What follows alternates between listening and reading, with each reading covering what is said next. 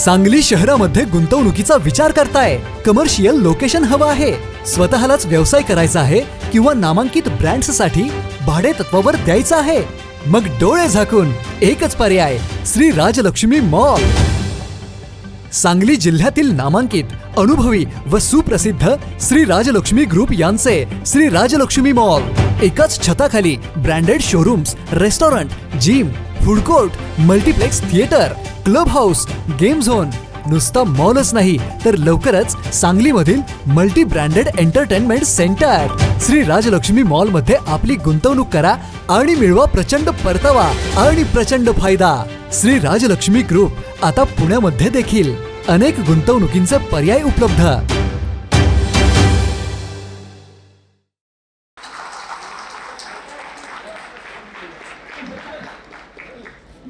विटा नगर परिषदेच्या सार्वत्रिक निवडणुकीच्या प्रचार सभेसाठी उपस्थित असलेले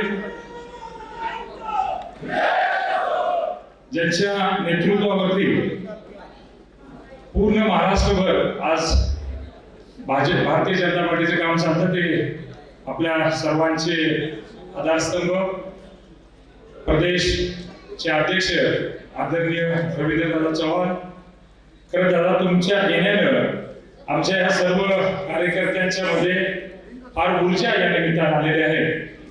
कारण की गेल्या 4 महिन्यापूर्वी आम्ही भारतीय जनता पार्टीमध्ये प्रवेश केला आणि प्रवेश केल्यापासून गेल्या 4 महिन्यामध्ये इथं कोणतीही प्रदेश पातळीवरचे नेतृत्व या निमित्तानं शहरात आलेलं नव्हतं.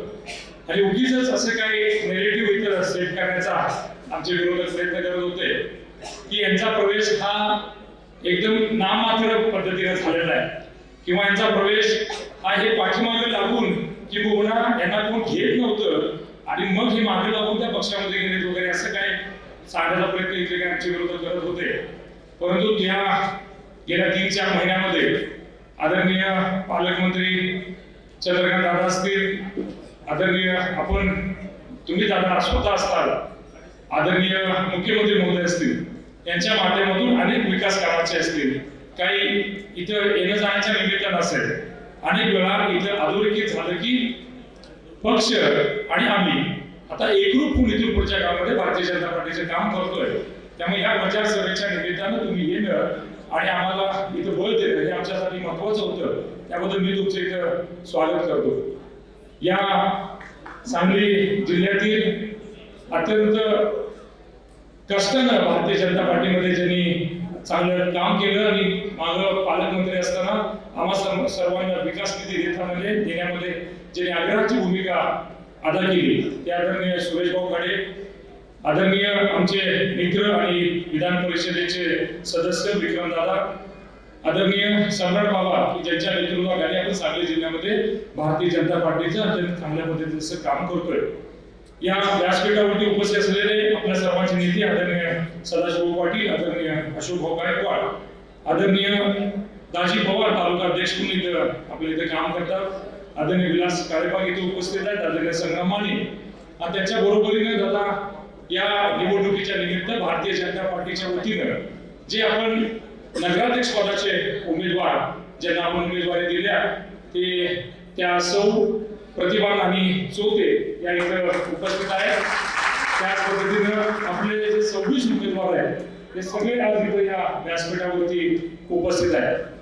खरं तर यांचं जरा नाव पुकारून जरा समोर नमस्कार करायला सांगतो. एक उभारून केलं चालेल. सौ प्रतिभा विनायक चोते तुम्ही आता सांगितलं नगराध्यक्ष पदाचे उमेदवार आहेत. सौ शाहीन विपुल तावेकर या इथं उमेदवार प्रभाग नंबर 1 मधून आहेत. प्रभाग नंबर 1 मधून विनोद लक्ष्मण पाटील हे इथं उमेदवार उपस्थित आहेत. प्रभाग नंबर 2 मधून सोनल नरेश मेत्रे या इथं उपस्थित आहेत. त्याच पद्धतीनं श्री पृथ्वीराज शंभरराव पाटील 2 मधून इथं उपस्थित आहेत. आलेत का नाही? प्रचारात असते ते काँग्रेस. प्रभाग नंबर 3 मधून अंबिका राहुल हजारे या इथं उपस्थित आहेत. 3 मधून श्री संजय पांडुरंग सपकाळ इथे उपस्थित आहेत. प्रभाग नंबर 4 मधून वैशाली प्रताप सुतार इथं उपस्थित आहेत आणि 4 मधून श्री अरुण विष्णू गायकवाड इथं उपस्थित आहेत. प्रभाग नंबर 5 मधून श्री बाळासाहेब हनुमंत भिंगारदेवे इथं उपस्थित आहेत. ब मधून सौ संगीता संपत जाधव इथं आपल्या समोर उपस्थित आहे. प्रभाग नंबर 6 मधून सौ लता सुरेश मेटकरी या इथं उपस्थित आहेत. श्री पद्मसिंह सुभाष पाटील 6 ब मधून इथं उपस्थित आहेत. प्रभाग नंबर 7 मधून श्री माधव दामोदर रोकडे इथं उपस्थित आहेत. प्रभाग नंबर 7 ब मधून सौ प्रतिभा वैभव पाटील या इथे उपस्थित आहेत. प्रभाग नंबर 8 मधून श्री अविनाश दत्तात्रय चौथे नाना इथं उपस्थित आहेत. 8 ब मधून सौ सुवर्णा संदीप शितोळे या इथं उपस्थित आहेत. प्रभाग नंबर 9 मधून सौ सुनीता गोविंद भिंगारदेवे या इथं उपस्थित माजी नगराध्यक्ष म्हणून काम केलेलं आहे. त्यानंतर श्री मयुरेश विवेक गुळवणी हे प्रभाग नंबर 2 मधून टाकीची कर्तव्य यांचे आहे. इथे फार महत्वाची निवडणूक आहे आणि तिथे ते आपल्या भारतीय जनता पक्षाचे उमेदवार आहेत. तिथं प्रभाग नंबर 10 मधून सौ स्मिता विजय नागमल या इथे उपस्थित आहेत. श्री सचिन तात्या शितोळे जैन किलर त्यांना आपण म्हणतो ते नेहमीच अशा प्रमाणात उभे राहतात की तिथं पक्षाचा भक्कम असा तिथे उमेदवार आपण देत असतो अशा ठिकाणी असतात ते. त्यानंतर सौ प्रगती भरत कांबळे या प्रभाग नंबर 11 मधून इथं उमेदवारी करतात. श्री अजित अशोकराव गायकवाड इथे आपले प्रभाग नंबर 11 वरचे उमेदवार इथे उपस्थित आहेत. श्री सुमित सीताराम गायकवाड सुमित भैया आपले इथे उमेदवार म्हणून उपस्थित आहेत.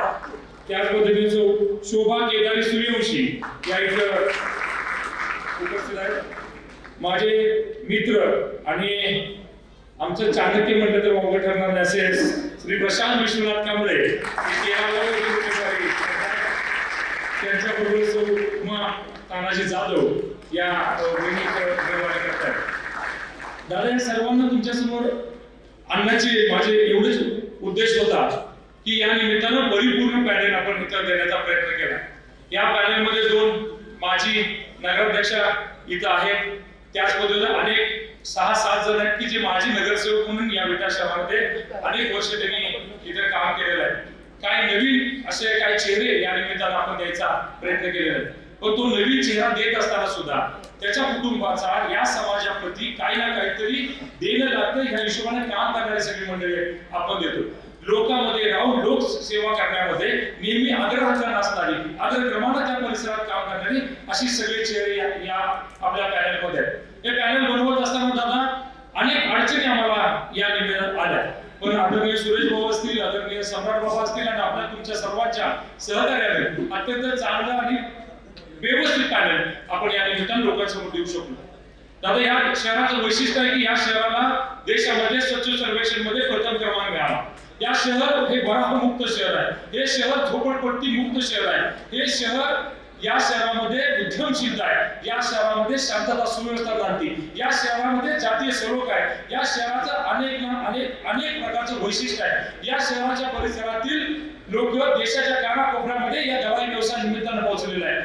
या शहराला दुसरी दुबई म्हणली जाते. इतकं अर्थकारण आणि समाजकारण चांगल्या पद्धतीचं या शहरामध्ये घडतं. या शहराची अशी परंपरा आहे की गेली 50 वर्षापेक्षा जास्त वर्ष कैलासमध्ये हनुमंतराव साहेबांच्यावरती विश्वास ठेवून त्यांचा वसा वारसा घेऊन त्यानंतर आदरणीय सदाशिव भाऊ काम करतायत आणि त्यांच्या बरोबरीने काम करणारी आमची सगळी टीम आहे. ही सातत्याने 50-55 वर्ष या शहरामध्ये नेतृत्व करते. आजपर्यंत नगरपालिकेच्या निवडणुकीच्या निमित्तानं पक्षीय पातळीवरती काम करत असताना 2016 आम्ही काँग्रेस पक्षाच्या वतीने इथं पूर्ण पॅनल उभा केलं होतं. दादा त्यावेळी 24 उमेदवार होते नगरसेवक पदाचे आणि नगराध्यक्ष पदासाठी सौ प्रतिभा पाटील उभा होत्या. त्या निवडणुकीच्या निकालामध्ये 24 पैकी 22 नगरसेवक त्यावेळी आपले निवडून आले होते. 2 नगरसेवक आधी 4-5 मताच्या फरकाने पराभूत झाले होते. त्यावेळी जवळजवळ 4,500 मताचं मताधिक्य नगराध्यक्ष पदाच्या उमेदवाराला होतं. माझ्या काळात 2019 ची निवडणूक झाली विधानसभेची आणि त्यानंतर आता 2024 ची विधानसभेची निवडणूक झाली. दादा इतिहासामध्ये पहिल्यांदा का कुणास ठाऊक काही गोष्टी आमच्या पण लक्षात आल्या नाही. पण विधानसभेच्या निवडणुकीमध्ये पराभव जरी झाला असला आमचा तरी विट्यामध्ये थोडा कमी पडलो याचं शल्य आमच्या मनामध्ये. पण गेली 1 वर्ष सातत्याने आम्ही परत आमच्या लोकांच्यात गेलो. लोकांच्या मनामध्ये काय किंतु परंतु आहे, काय समज गैरसमज आहे, काय त्यांच्यामध्ये काय एका नेगेटिव्ह या निमित्तानं सेट करायचा कोणी प्रयत्न केला असेल तो प्रयत्न आम्ही केला असेल. तो नेगेटिव्ह आम्ही काढण्याचा प्रयत्न केला. सातत्यानं लोकांच्यात राहिलो. ज्या क्षणाला ज्या दिवशी पाऊल झालं त्याच्या दुसऱ्या दिवशीपासून आम्ही पुन्हा कामाला लागलो. ज्या सदाशिव पाटील यांच्या नेतृत्वाखाली या विटा नगरपालिकेचं काम चालतं, त्या नगरपालिकेमध्ये आजपर्यंत एक इतिहास असा आहे की या नगरपालिकेच्या प्रत्येक गोष्टीमध्ये वैशिष्ट्य आहे. दादा मी 32 किलोमीटर लांबून पाणी आणतो. ब वर्ग नगरपालिका आहे. दर महिन्याला जवळजवळ 50 लाखापेक्षा जास्त लाईट बिल आम्हाला नुसतं या पाणी पुरवठा योजनेचं भरायला लागतं. तरी देखील फक्त 3,500 रुपये, मी म्हणतोय फक्त 3,500 मध्ये निर्भर स्वच्छ आणि एक दिवसात पाणी देऊन सुद्धा तुम्हाला पुरेल एवढं पाणी देण्यामध्ये नगरपालिका नेहमी अग्रगामी काम करते. माझ्या माता बहिणी उपस्थित आहेत. 1996 पर्यंत अशी परिस्थिती होती की या गावात मुलगी देतात का नाही. मुली देताना विचार करायचे प्यायला पाणी नाही तर मुली द्यायच्या कशा. घागरीचे असे लाईनच्या लाईन लागायचे. ती मी आठवण करून या निमित्ताने माझं नंतर झालं की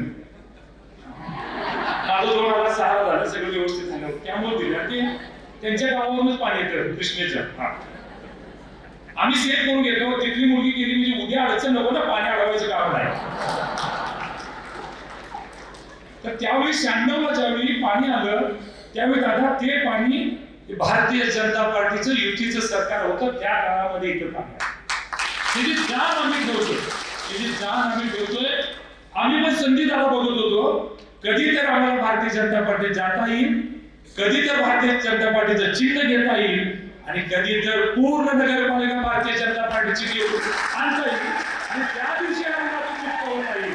म्हणून दादा हा आमचा प्रयत्न होता आणि तुम्ही ती संधी दिली आम्हाला. तुम्ही तुमच्या बरोबर आम्हाला घेतलं.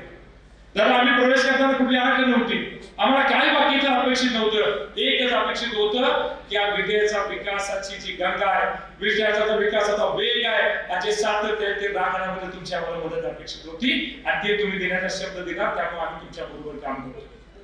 आजपर्यंतच्या नगरपालिका इतिहासात दादा थोडा कमीपणा आम्हाला वाटतो की भारतीय जनता पार्टीचा एकही नगरसेवक आज तागाय त्या नगरपालिकेत निवडून गेले नाही. पण आज दादा तुम्ही आलाय या ठिकाणी या सर्व नेते मंडळी, या सर्व जनता आणि माझ्या कार्यकर्त्यांच्या विश्वासावर सांगतो 26 नगरसेवकांच्या नगराध्यक्षाचा बहुमताने निवडून येईल अशा तुम्हाला देतो आणि तसं नक्की वातावरण. मी आमच्या अध्यक्षांना सांगतोय तुम्ही येताना गाडी चर्चा झाली की मुख्यमंत्री महोदयांची सभा इथं झाली पाहिजे, माननीय मुख्यमंत्री इथं आले पाहिजे.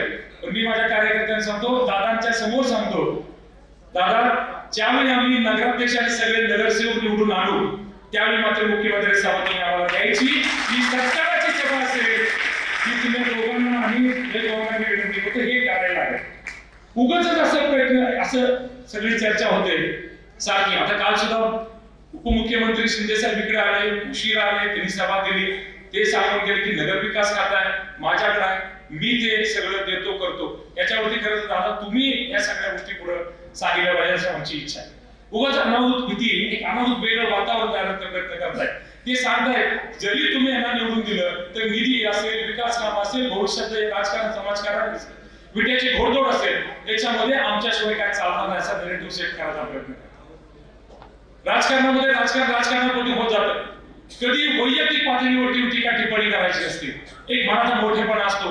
वडीलधाऱ्यांची इज्जत राखता आली पाहिजे, वडीलधाऱ्यांचा मान सन्मान राखता आला पाहिजे. जरी ते समोर आपल्या असतील तरी डील गुण सन्मानानं त्यांना वागणूक द्यायला लागते. हे संस्कार करण्यासाठी साहेबांनी आमच्यावरती केले. त्यामुळे वैयक्तिक टीकेमध्ये आम्ही कधी जाणार. सकारात्मक राहावं, चांगल्या पद्धतीने काम करावं, मिळाल्या संधीचं सोनं करावं. हे शहर उद्यमशील आहे, इथे उद्योगधंद्यासाठी ते सकाळ वातावरण असलं पाहिजे. दादा मी मगाशी तुम्हाला सांगितलं की स्वच्छतेमध्ये देशामध्ये प्रथम क्रमांक आपला आला आणि तो सातत्यानं 4 वर्ष आम्ही टिकून चाललो.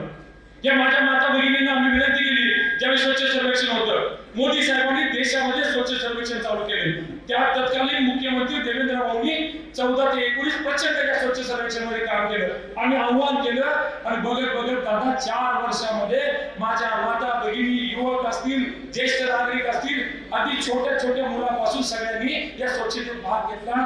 बघत हे शहर स्वच्छतेमध्ये इतकं झपाटून कामाला लागलं की स्वच्छता हा संस्कार करण्यामध्ये पुढच्या पिढीला आम्ही यशस्वी झालो. आणि आज आमची छोटी मुलं दिलेले चॉकलेट खातात आणि त्याचा रॅपर खिशात ठेवतात. हा संस्कार या निमित्ताने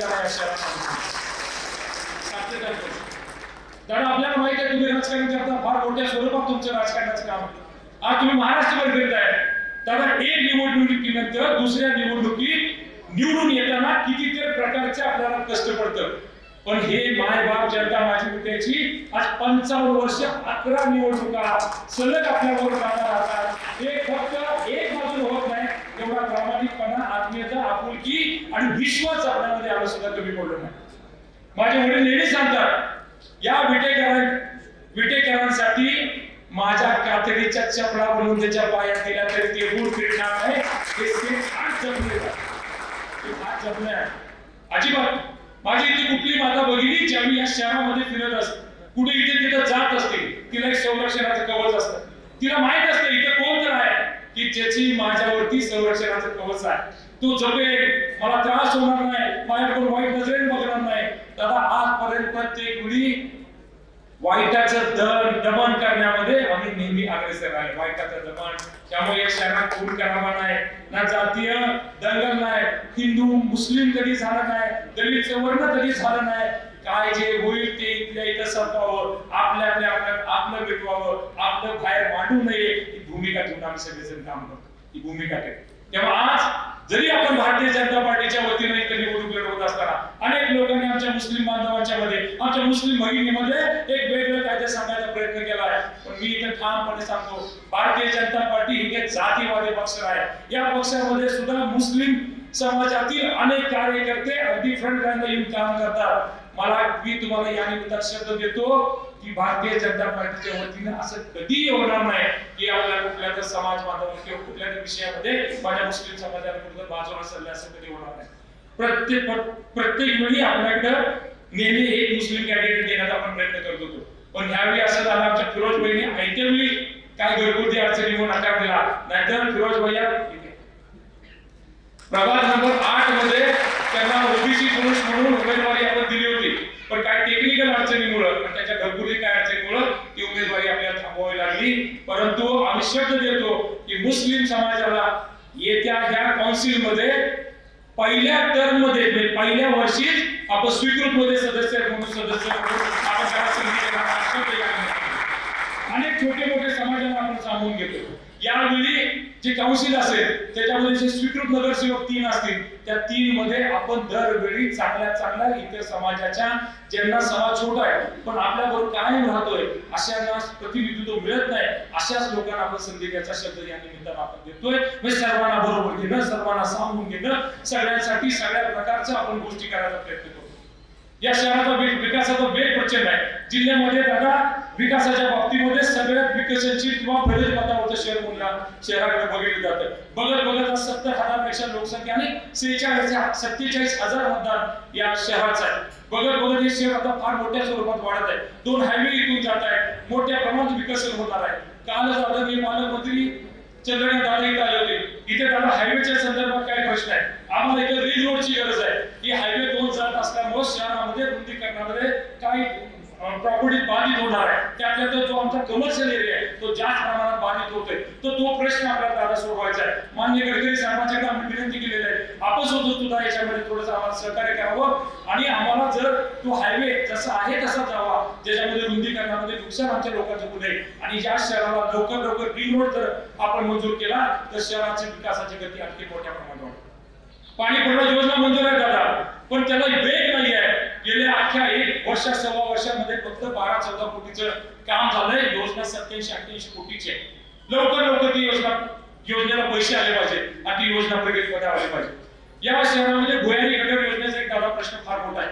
हे शहर वॉटर प्लस होण्यासाठी स्वच्छ सर्वेक्षण मध्ये आम्हाला भुयारी गटर योजना इथं असणं क्रमप्राप्त आहे. त्याचा डीपीआर आपल्या राज्य शासनाने केलेला आहे. तर तो डीपीआर जर मंजूर झाला आणि लवकर ती योजना जर कार्यान्वित झाली तर फार मोठं या शहरामध्ये काम उभा आहे. अनेक छोटी मोठी काम आहे. आमच्या तीर्थक्षेत्रामध्ये आमचं रेवणसिद्धाचं 9 नाटापैकी 1 नाटाचं मंदिर इथं रेवणसिद्ध म्हणून आहे. तिथं लागून सुळकाई मातेचं देऊळ आहे. या जो परिसर आहे पर्यटनासाठी फार महत्वपूर्ण आहे. तर तिथे जर चांगला निधी आपण देऊ शकलो, पर्यटनामधून चांगलं काम उभा राहिलं तर या शहराला आणखी पर्यटनामधून आणखी उद्यमशीलता तिथं वाढेल. आमच्या यंत्रमाग धारकांचा एक प्रश्न फार मोठा आहे. ज्या लोकांनी हजारो लोकांना रोजगार निर्मिती दिली, आज त्या लोकांना कुठेतरी रोजगार दुसरीकडे करण्याची परिस्थिती मला या यंत्रमाग व्यवसायामध्ये आलेली.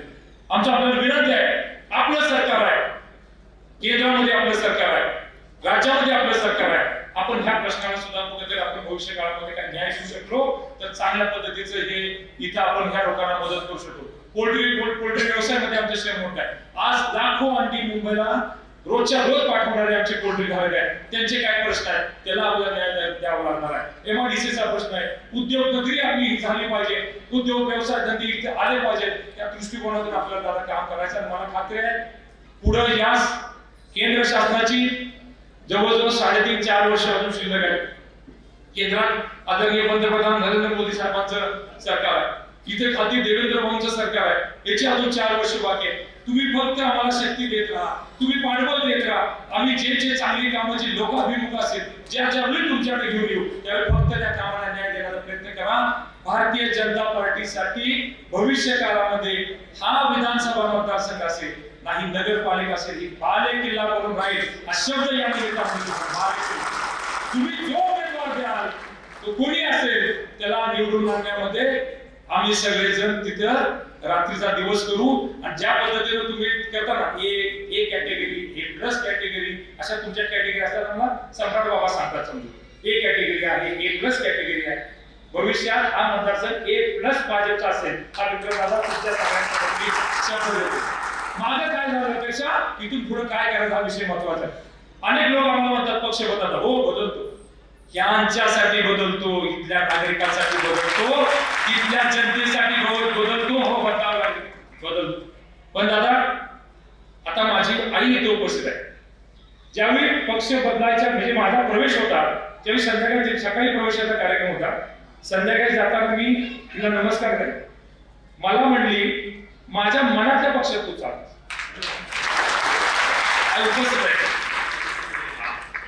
आणि नेहमी तिनं का नसतो तिच्या मनात भारतीय जनता पार्टी बद्दल फार प्रेम, आपुलकी, आत्मीयता तिच्या मनात. मला म्हणले आता परत पक्ष बदलायचं काढायचं नाही. आता एकदा चाललाय ना बीजेपीतच तू राहायचं. आता मी शब्द देतो नक्की तुमच्या बरोबर तुमचा कार्यकर्ता म्हणून काय मिळेल नाही मिळेल राजकारणात पदापेक्षा कार्यकर्ता म्हणून काम करण्याची संधी फार मोठी असते. मला बाहेर उभा राहिल्यानंतर मी काही कार्यकर्ते झाले आधी कार्यकर्ता व्हा मग तुम्ही नेतृत्व. आधी चांगला कार्यकर्ता म्हणून मी तुम्हाला दाखवेन गुण आणि तुम्ही दिलेल्या शब्दाप्रमाणे बर हुकूम आपल्या या पूर्ण भागामध्ये भारतीय जनता पार्टीचं काम नक्की आम्ही निश्चित करू एवढा शब्द या निमित्तानं देतो. आणि तुम्हाला ग्वाही देतो की नक्की 3 तारखेला नगराध्यक्ष पदाच्या उमेदवाराबरोबर 26च्या 26 उमेदवार हे भारतीय जनता पार्टीचे निवडून येतील. धन्यवाद. यानंतर सांगली जिल्हा प्रदेशाध्यक्ष सन्माननीय रवींद्रजी चव्हाण साहेब यांच्यासाठी एक जोरदार टाळी. सर्वांना विनंती आहे सर्वांनी दोन्ही हात उंच करून आपण सर्वांनी घोषणा द्यायची आहे. बोला भारत माता की भारत माता की वंदे वंदे भारतीय जनता पार्टीचा. काल अशा घोषणा तिथे पण दिल्या असत्या ना वैभवजी तर तिथल्या पण लोकांनी भारतीय जनता पार्टीचा विजय असून म्हटलं असतं.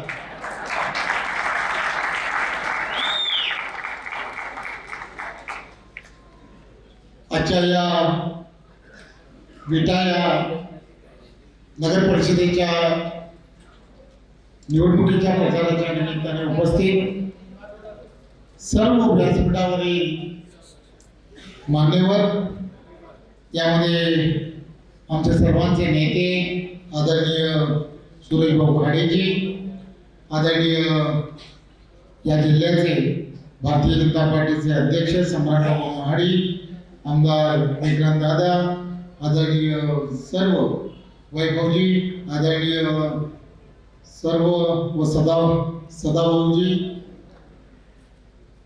आणि या विटा या नगर परिषदेच्या या नगराध्यक्ष पदाच्या उमेदवार प्रतिभा नानी आणि सर्व 26च्या 26 उमेदवार. खरं तर 2 गोष्टी मला सांगायच्या होत्या म्हणून वैभवला थोडंसं मी बोलवलं आणि वैभवला थोडीशी सूचना दिली. काल भाषणांमध्ये बोललं गेलं, कसं बोललं गेलं तर मला माहीत नाही, परंतु मला तो 2014चा दिवस आठवला. 2014ला आम्ही फार आनंदात होतो. 2014ला भारतीय जनता पार्टीचा देवेंद्र फडणवीस हे मुख्यमंत्री झाले. आम्ही सर्व एवढे खुश होतो आणि सभागृहामध्ये आम्ही सगळेजण जेव्हा गेलो, सदाभाऊ जेव्हा तुम्ही होता सभागृहामध्ये, त्यावेळेला मला तो दिवस आठवतो की याच भागांमधील असणारे उमद नेतृत्व की ते आज आपल्यामध्ये नाही. आबा हे आज नाही. आणि ते एकदा कधीतरी असे सभागृहात उभे राहिले आणि त्यांनी बोलायला चालू केलं. बोलायला चालू केल्यानंतर चांगल्यांशी ते बोलती बंद करायचे आणि त्यांनी ते त्यांचं शेवटचं भाषण असत. त्यानंतरच्या काळात ते आजारी पडले. परंतु तो दिवस जो आहे ना, तो दिवस आजच्या या सभेसाठी फार महत्वाचा आहे.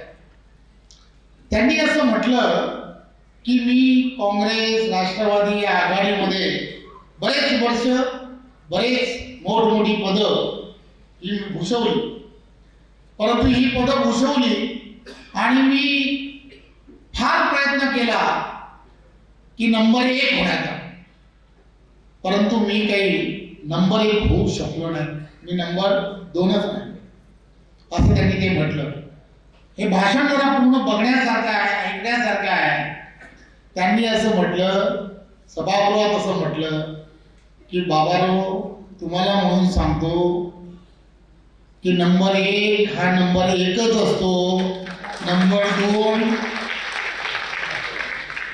या काही किंमत नसते, असं त्यांनी म्हटलं. मी देवा शपथ घेतो. आणि ह्याचे साक्षीदार बरेच जण आहेत.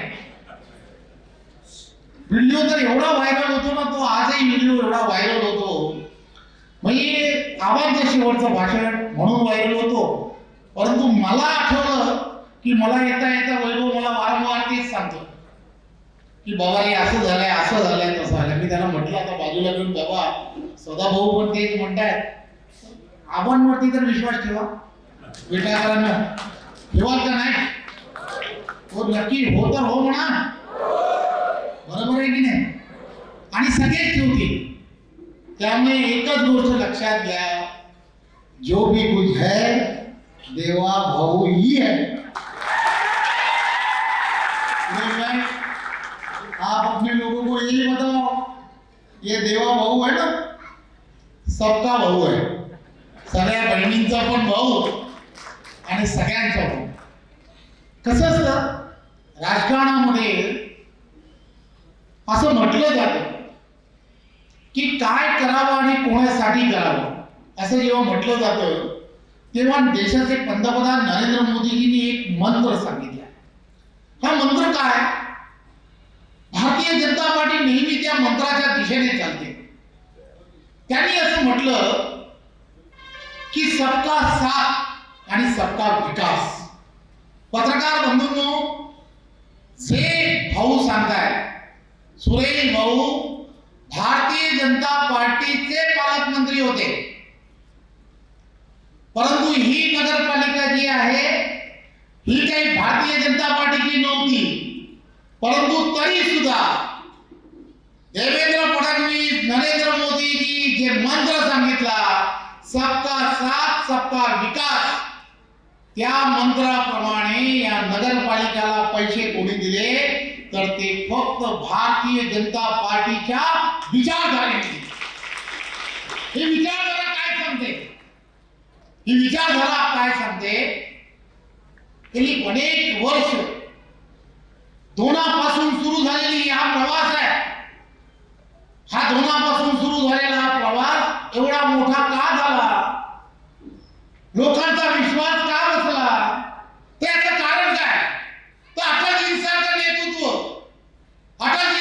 नेतृत्व या सगळ्या या विचारधारेचं नेतृत्व करत होते. काँग्रेस वासीय सुद्धा त्यावेळेच्या असणाऱ्या इंदिरा गांधी पंतप्रधान होत्या.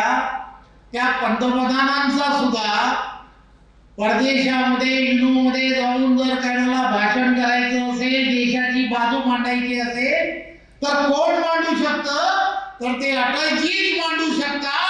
कारण राष्ट्रीयत्व फक्त कोणाकडे आहे तर या विचारधारेकडे आहे. हे ते म्हणत होते. याचं कारण काय? तरी विचारधारा हे सांगते. 11 जाहीरनामे आतापर्यंत जे काढले गेले. या प्रत्येक जाहीरनाम्यामध्ये जे जे लिहिलं गेलं ते पूर्ण कोणी केलं? ते संकल्पामध्ये जे जे विचार केले गेले ते पूर्णत्वाकडे नेण्याचं काम जर कोणी केलं असेल तर ते आदरणीय भारतीय जनता पार्टीचं सरकार आल्या या 11 वर्षामध्ये सातत्याने करण्याचं काम केलं. शेवटच्या व्यक्तीपर्यंत सरकारच्या प्रत्येक योजना पोहोचल्या पाहिजे आणि या प्रत्येक योजना सरकारच्या पोहोचवण्याचं काम जर कोण करत असेल तर ते हे सरकार करत आहे. याचा अर्थ काय? की एक गोष्ट लक्षात घ्या की बरेच वेळेला अनेक जण खोटा नॅरेटिव्ह पसरवत असतं. हे केलं, ते केलं, असं केलं, तसं केलं.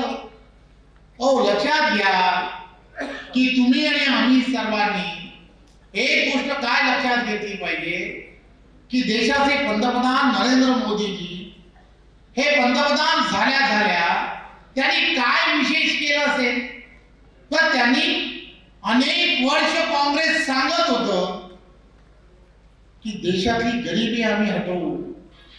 गरिबी हटवण्याचा नारा दिला. पण गरिबी अशीच हटू शकत नाही. ते वर्षानुवर्ष प्रचारक म्हणून त्यांनी देशभर ते फिरत राहिले. देशातील असणाऱ्या प्रत्येक राज्यामध्ये काय अडचणी आहेत त्या स्वतः जाणून घेतल्या आणि त्या जाणून घेऊन देशाला काय आवश्यक आहे हे त्यांनी जाणून घेतल्यामुळेच आज तुम्ही आम्ही सर्वजण पाहतो आहे की प्रत्येक गोष्ट जी नरेंद्र मोदीजी तयार करतात. लक्षात घ्या, ग्रामीण भागातील असणारी महिला असेल, त्या महिलेला धुराचा त्रास व्हायचा, हा धुराच्या त्रासापासून मुक्त कोणी केलं? प्रत्येकाच्या घरामध्ये उज्ज्वला. अशा अनेक विषय महिलांच्या संदर्भात माता भगिनींना आधार देण्याचं काम देशाचे पंतप्रधान नरेंद्र मोदीजींच्या नेतृत्वात झालं. एक गोष्ट लक्षात घ्या की तुम्हाला आम्हाला सर्वांना एक गोष्ट लक्षात काय घेतली पाहिजे. करोनाचा काळ आपण सर्वांनी आठवला पाहिजे. या करोनाच्या काळामध्ये आपल्या आजूबाजूच्या देशामधली असणारी परिस्थिती लक्षात घ्या. अन्न विना हे बाजूबाजूचे देश एक दुसऱ्याच्या जीवावर उठले होते. अशा सगळ्या परिस्थितीमध्ये आपल्या भारत देशामध्ये 130 कोटी जनता आणि या 130 कोटी जनतेपैकी 80 कोटी लोकांना कुठेही कोणीही उपाशी राहू नये म्हणून अन्न सुरक्षा योजना सुरू केली. तेव्हापासून आजपर्यंत सातत्याने सर्व इथल्या असणाऱ्या 80 कोटी लोकांना मोफत धान्य हे नरेंद्र मोदींचं सरकार देत आहे. हे आपण लक्षात घ्या. करोनाचा काळ आठवा. जाती धर्म या सगळ्या व्यवस्था आणि या सगळ्या व्यवस्थेच्या बाहेर जाऊन त्यांनी त्यावेळेच्या काळामध्ये करोनाची लस तयार करण्यासाठी करोडो रुपये खर्च केले आणि प्रत्येक गरीबातला गरीब आणि श्रीमंताला मोफत लस देऊन तुम्ही आणि आम्ही सर्वजण आज जे जीवन जगतो आहे, आज जो श्वास घेतो आहे, त्या श्वास निव्वळ भारतीय जनता पार्टीचे नेते व पंतप्रधान नरेंद्र मोदींमुळे घेतो आहे. हे आपण सर्वांनी लक्षात घ्यावे. अनेक विषय आपल्याला सांगता येऊ शकतील. या ठिकाणची असणारी ही नगर परिषद या जुन्या नगर परिषदेमध्ये एक विचाराचं सरकार आणणं हे अत्यंत गरजेचं आहे. केंद्रामध्ये नरेंद्र मोदीजी यांच्या नेतृत्वातलं सरकार आहे. राज्यामध्ये सुद्धा देवेंद्रजींच्या नेतृत्वातलं महायुतीचं सरकार आहे. त्यामुळे महायुतीचं सरकार आहे. केंद्र आणि राज्यामध्ये जर असेल तर एक विचाराचं सरकार आणणं हे अत्यंत गरजेचं आहे. आणि म्हणून प्रतिभाताई ज्या आहेत या प्रतिभाताईंना कमळ या चिन्हासमोर आणि त्यांच्या बरोबरच्या असणारे सर्व उमेदवार हे कमळाच्या समोर 2 तारखेला आपण बटन दाबून आपण त्यांना पुन्हा निवडून देणं हे अत्यंत गरजेचं आहे. माझी आपल्या सर्वांना विनंती आहे, ही निवडणूक ही कोणाचं, एखाद्या पक्षाचं किती मोठं, कोणता पक्ष मोठा कोणता पक्ष छोटा यासाठी ही निवडणूक नाहीये. ही निवडणूक जी आहे ही निवडणूक तुमचं आमचं सर्वांचं येणाऱ्या पुढच्या पिढीचं भविष्य ठरवणारी ही निवडणूक आहे.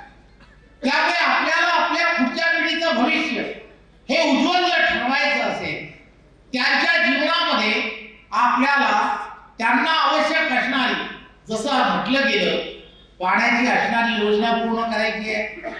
इथली असणारी जी भूमिगत गटार व्यवस्थेची असणारी जी योजना आहे ती जर पूर्ण करायची असेल, या सर्व गोष्टी देवेंद्रजी कंटिन्यू सांगतायत, मुख्यमंत्री म्हणून सांगतायत की या प्रत्येक नगरपंचायतीला येणाऱ्या काळामध्ये ज्या ज्या गोष्टी लागतील त्या पूर्ण करण्याची जबाबदारी ही कोणत्याही परिस्थितीमध्ये भारतीय जनता पार्टी करणार आहे हे सातत्याने सांगतात. त्यामुळे तुमचा हा विश्वास पुन्हा एकदा या सगळ्या विषयामध्ये वैभवजींनी त्यांच्या भाषणामध्ये जो विश्वास देण्याचा प्रयत्न केला की देशाचे पंतप्रधान नरेंद्र मोदीजी नेहमी सांगण्याचा प्रयत्न करतात, अमित भाई हेही नेहमी सांगण्याचा प्रयत्न करतात, तुम्हाला आम्हाला सर्वांना पारदर्शकता या नगरपालिकांमध्ये असणं अत्यंत गरजेचं आहे. स्थानिक स्वराज्य संस्थांमध्ये पारदर्शकता असली पाहिजे आणि यासाठी या सर्व ठिकाणी देशाला तुम्हाला आम्हाला सशक्त बनवायचं आहे. सशक्त भारत जर बनवायचा असेल तर सशक्त भाजपा हे अत्यंत गरजेचं आहे.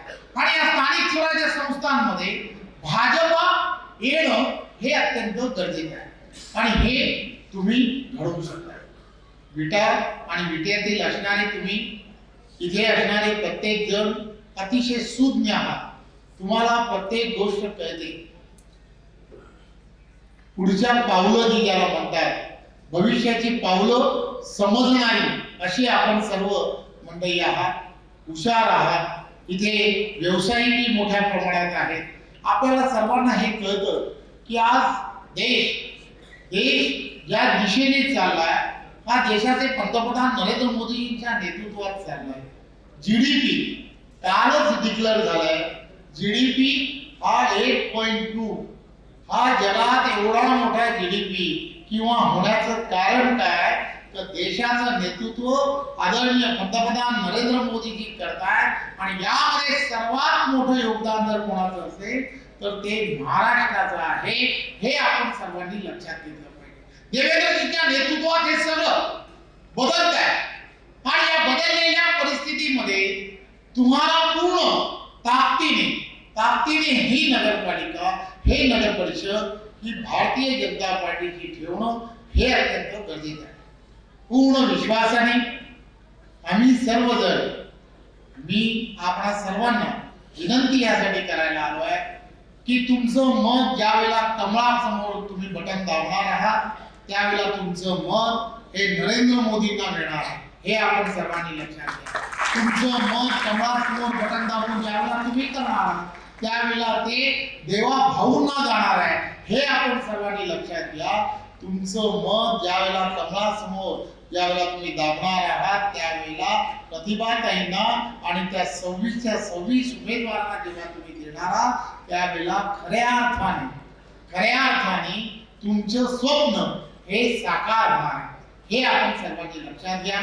पुन्हा मी आपणा सर्वांना विनंती करतो भारतीय जनता पार्टी, भारतीय जनता पार्टीचे आम्ही सर्व आणि विशेष करून मी स्वतः ही नगरपालिका भारतीय जनता पार्टीच्या ताब्यामध्ये द्या. देवेंद्रजींच्या समोर तुम्हाला सभा देण्याचं मी आश्वासित करतो आणि पुन्हा एकदा आपल्या सर्वांना खूप खूप शुभेच्छा देतो. जय हिंद, जय भारत. यानंतर